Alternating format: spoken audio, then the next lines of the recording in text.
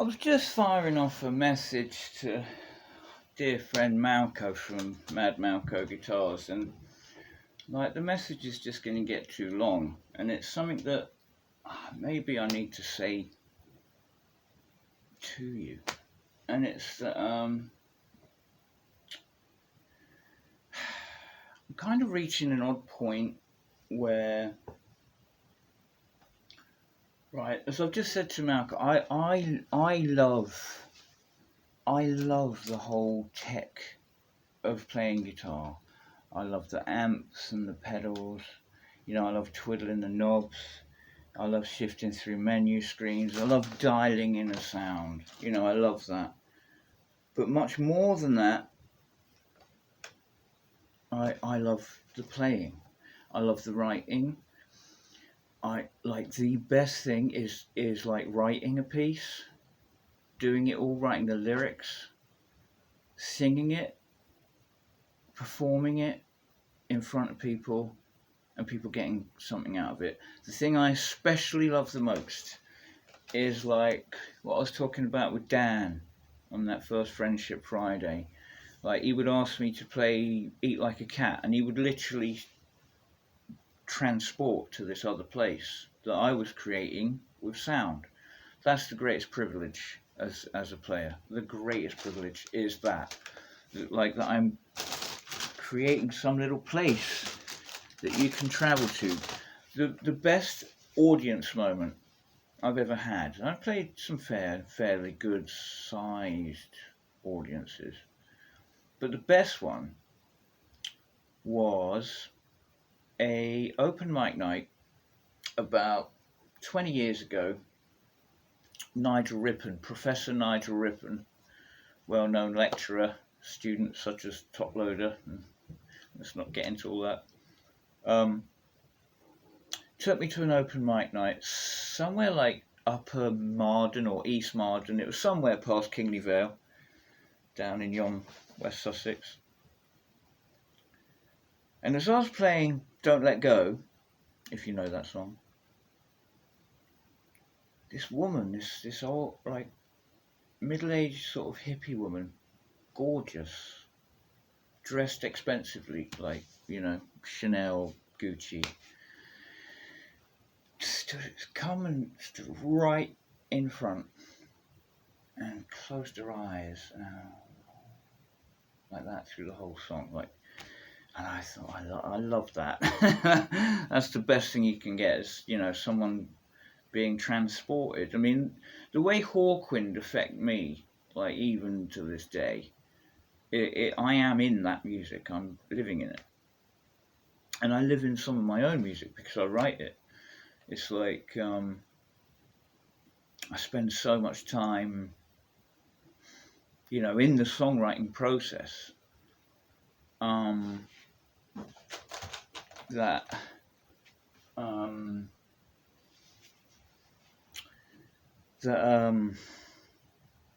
living in it. I'm literally living in it before you ever hear it.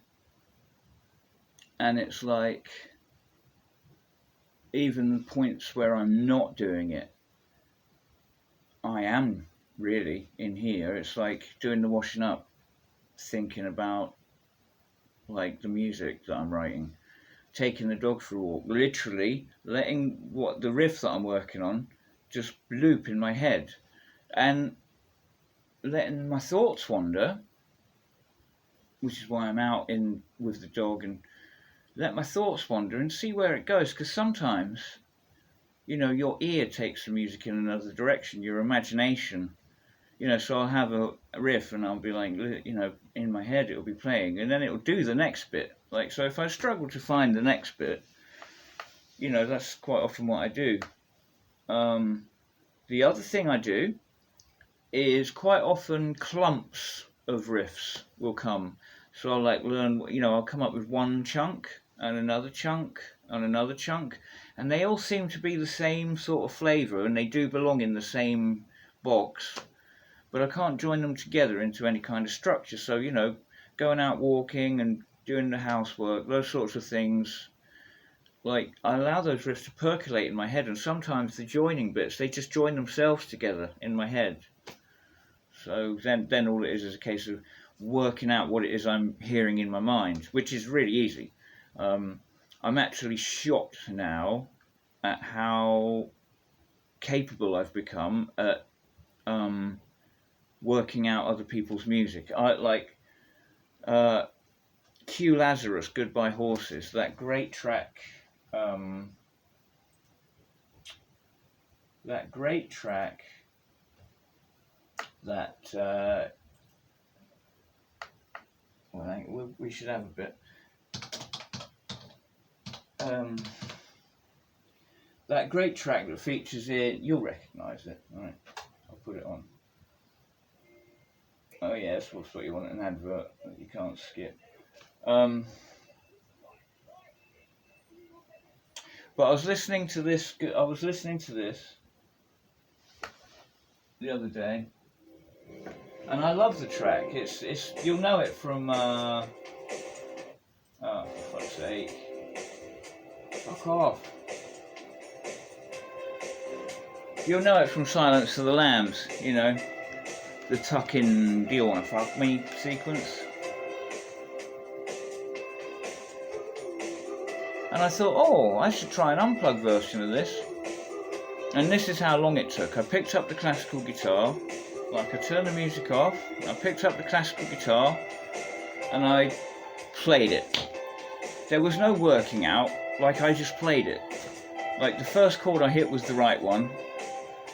Like the link from the imagination to the inner ear to the execution in the fingers is a good strong linkage. Oh, I love this track. Anyway,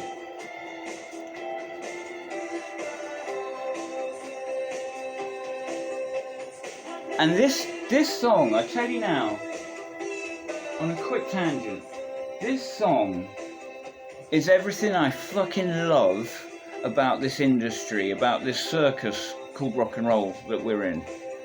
It's everything I love about it, about the industry, because there's an awful lot I don't. But this represents everything I love. Q Lazarus is this magnificent specimen here. And she composed this music and recorded it in a New York City studio. And she'd just got it mastered. And she had it on a tape.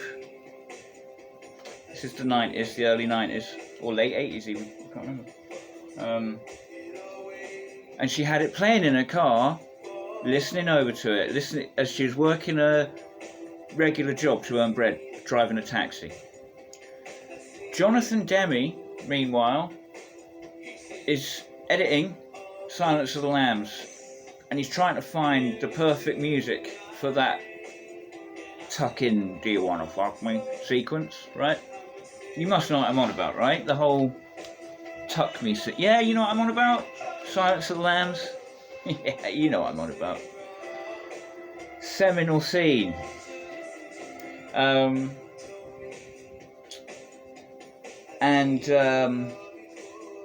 He's unable to find exactly the right mix of like darkness and femininity and all these elements. He gets into a cab. It's her cab, this music is playing. And he's like, what the fuck is this? Because this is it in his mind. Wow, this is the music I've just literally sat in the fucking editing room, sat with the Foley, and what the fuck? And she's like, it's mine. And she's nobody.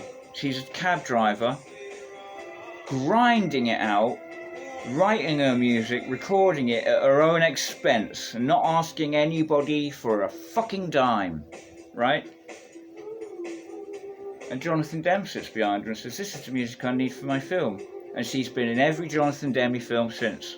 And that is how come we know this song. And how many other tapes get played in taxis that don't have a Jonathan Demme going? But that's enough of that. In case the old YouTube algorithm I might have already fucked that. But yeah, that represents that chance encounter represents everything I love about this industry.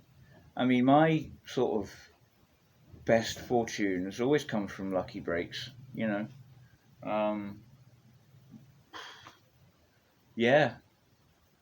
I mean, like my support tours came from a chance conversation. Um, yeah. But anyway, that's all going on sidetrack. The most important thing I'm trying to kind of express here is that, to not forget that, like, in 2006, I dropped playing the electric guitar like a hot coal. It ceased to be. I considered it a massive distraction and something that I wasn't going to carry on for the rest of the journey. And I didn't come back until 2016. I played acoustic, but, I never played electric for 10 years. I was out of the game for 10 years. And I, far more than any of my, like, knowledge on the equipment side of things, I prized the playing way more. And I feel like, the gear and all that's part of it, but I sort of feel like it's pulling me in the wrong direction. Like, this channel's gone in a direction that it didn't start out as. I mean, this channel was about my music at first. I mean, it still is, but now it's more about my equipment. And I'm not sure I like that. And I like that I'm fighting the good fight as regards showing that, an artist can get, like, the best results with stuff it doesn't have to cost a fortune, in defense of cheap stuff a lot of the time. I mean, that's my position. It's like, I'm far more interested in showing you a Behringer pedal and a Squier Strat than, you know what I'm saying. It's like, and I have every intention of pushing that to the nth degree, to the utmost. And the more serious it gets, the more important I think it is to do that. And I think my rig from now on is always going to be a mix of stuff and price isn't really going to be an element. It's going to be stuff that I like. Some of it will be expensive, maybe. Some of it will be cheap. I'm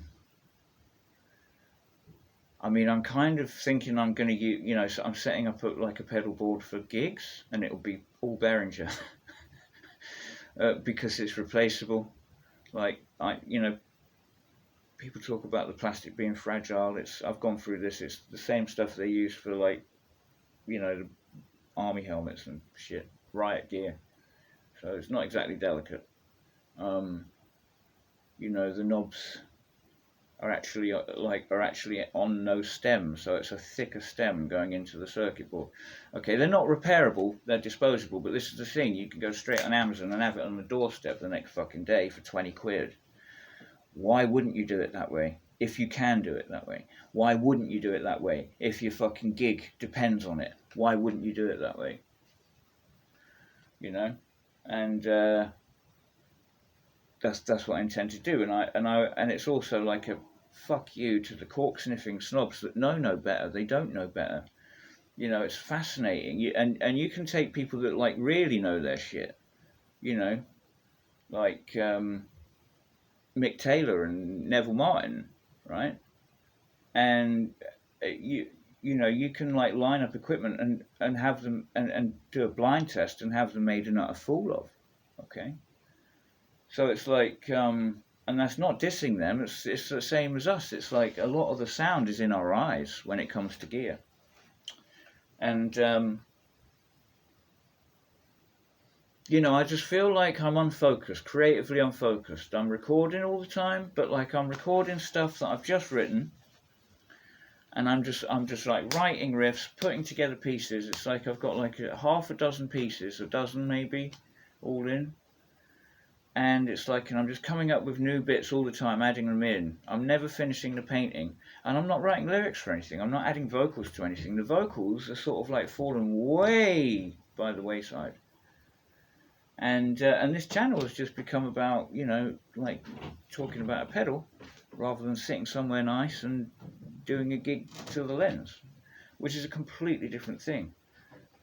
With the result that the subscriber base has completely changed. It's gone from like hippie girls to like balding fellas playing in bedrooms. and I don't mind that at all. I don't mind that at all. But it's a different world here than it was a couple of years ago. And I say it's a better one. But I need to refresh the roots. I need to refresh the points of all this and come back strong. So yeah, I'm kind of like, you know, I'm kind of glad that I'm almost at the end of the guitar buying bullshit, and that like I'm pretty much there. Like the hit list is getting so damn close now with like studio stuff that I need. I mean, we're getting to the point where it's just a couple of bits. We're so close, and I'm working anyway. Like I'm doing it anyway. Like you know, the fact that I've got quite a limited selection of microphones. Well, it's still, you know, I've still got essentially 4 useful microphones, and that's enough. And you know, the only thing I don't actually own, my old kick drum mic, DD112. I actually sold it to my drummer. I didn't know this, but I sold it to my drummer, and he still has it. So, like, when it does come to recording Richard, like my wicked old kick drum mic is sat there. The old AKG. So yeah, that's about it. Just fucking waffling shit. But yeah, there was stuff I was going to show you on the screen, but I don't know. Find me on Facebook. That's my Facebook page. Yeah, find me on Facebook. If I've got any gumption at all, I'll put the link down below. But I don't know. I'm probably just on my period, and I'll fucking pick up the guitar and play later. Oh, I deleted the Raptor video because it had too much personal shit in it.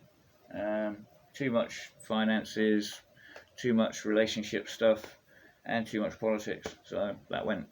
Sorry about that. I might try and do that again later on. Yeah, I might do the Raptor vid again. But anyway, thanks so much for your support. I'm fucking sick and tired of people, like, I've just been watching the Porcelain documentary about Mersh, and how he was, like, doing his GoFundMe for all of his studio bits, and I'm so fucking tired of people like that online. It's like, you know, if you're not prepared to invest in yourself, why the fuck should anybody else invest in you? Do you know what I mean? It's like, yeah. Anyway, love you to bits. Truly.